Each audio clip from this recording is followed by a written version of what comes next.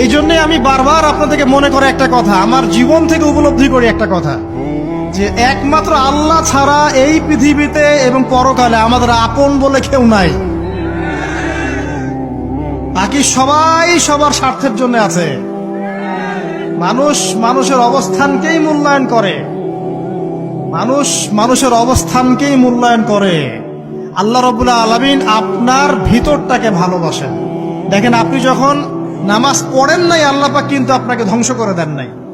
আল্লাহ পরম করুণাময় আপনাকে হেদায়েত দিয়ে নামাজি বানিয়ে দিয়েছেন। জীবনে অনেক পাপ করেছেন, ইনস্ট্যান্ট আল্লাহ পাক শাস্তি দিতে পারতেন, আল্লাহ পাক দেন নাই। আল্লাহ আপনাকে ভালোবাসেন, আল্লাহ আমাকে ভালোবাসেন। আল্লাহ পাকের এই ভালোবাসার ঋণটা শোধ করার জন্য হলেও নামাজি হয়ে যান, আল্লাহর পথে ফিরে আসেন, দিনের জন্য কিছু করেন, দিনের ফিকির করেন, পড়াশোনা করেন। প্রিয় ভাইরা, আল্লাহ পাক তৌফিক